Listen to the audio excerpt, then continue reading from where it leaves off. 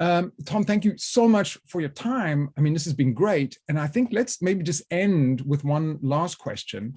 And that question has to do, yet again, with how some of the later Lacan might cause us to rethink and reconceptualize some of earlier Lacanian concepts. And as you know, I think you're a wonderful teacher of the new vocabulary that emerges in the later Lacan, of the semblant, plus-de-jouir, sinthome. These concepts provide a novel means of conceptualizing not only the clinical, but also the social world. And I suppose what made me start to wonder then is, how does the concept of the big other change in Lacan's later work?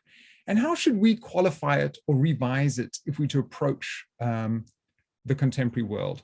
And maybe I can just anchor this point a little bit by referring to a page in 21st century psychoanalysis. You mentioned there that we have today a symptomatic and semblematized structuration of the other. Okay, symptomatic and semblematized structuration of the other. This conceptualization leads to new treatment possibilities, but also new ways of understanding the social world. Could you tell us something about that? How to think the big other today, that concept, in terms of the ideas that the later Lacan gives us? Sure. And I think let me start with the question about the clinical dimension of that, which is that comment was made in the context, I remember this very clearly. We had in 2008, I think, a week-long seminar on ordinary psychosis that we held in Paris that was in English. And case after case after case was presented of ordinary psychosis for a week. It was very interesting. Colleagues presenting from all over the world. There were Americans and Europeans and cases from, different parts of the association that I'm part of, different schools and groups and so forth. And what struck me in listening to these cases was how often, as part of the treatments that were presented, the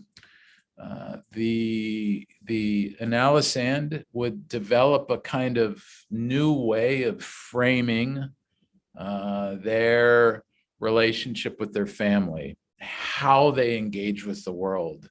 And it occurred to me that what was almost being worked at in those cases was a kind of semblant, I guess you could say, of the other that was being developed in the course of the treatments.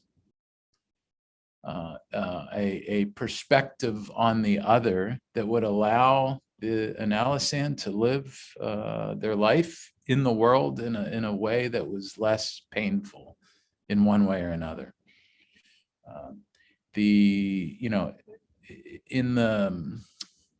One of the challenges of the early Lacan in working the clinic of today is the difficulty with folks who we now think of often as approaching as ordinary psychosis, of conceptualizing how a treatment might develop in those situations. And I give some discussion in both books of the old notion of, well, if the name of the Father isn't functioning to really structure the world, there needs to be a delusional metaphor that stands in for the name of the Father. This is a very sort of classical notion in the Lacanian world of thinking about how a subject might construct the world when the world isn't being constructed uniformly through the functioning of the name of the Father.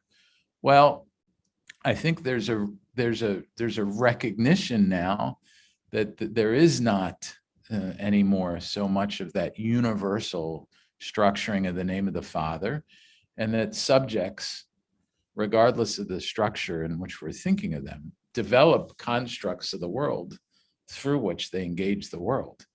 And being able to effectively engage with someone as an analyst in analysis in that work is critical. And I would say there's a dimension of the semblant in it, in that subject may evolve a kind of fantasy or a kind of about this. And then there's the symptomatic dimension of it, in the sense that I would say people have libidinal engagements, ways they tend to engage the world that we might think of as being more symptomatic. And that's a part of the work that happens, I would say, in analysis. The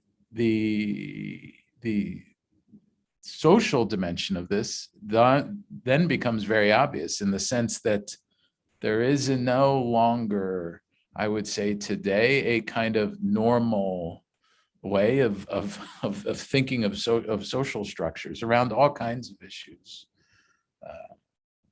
And the power, let's say, for Lacan was European, obviously, in France, and the power of the church to offer a kind of social, cultural constructions and norms for things such as sexuality isn't what it was 100 years ago.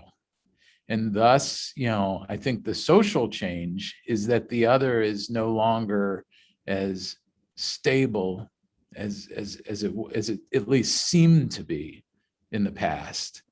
And the lack of stability is more evident today than it was. And we see this in all kinds of things having to do with sexuality and gender and very roles for men and women, and all kinds of different phenomena. And I think psychoanalysis has to take that into account, because this is a change that's happened in the world, to go back to the earlier question. So, Tom, thanks again. I think let's end there, but just to say to all colleagues, I mean, both of these books, I think, are incredibly important to read if one is thinking creatively in a sustained way about what psychoanalysis can, and Lacanian psychoanalysis and Lacanian theory can do, and how they might change. So just a recommendation to try and get your hands on those books. But Tom, thanks again. There's so much for food for thought there that I'll be going back over that interview, making some notes. So thank you very much. Thank you, Derek. It was a pleasure to talk with you.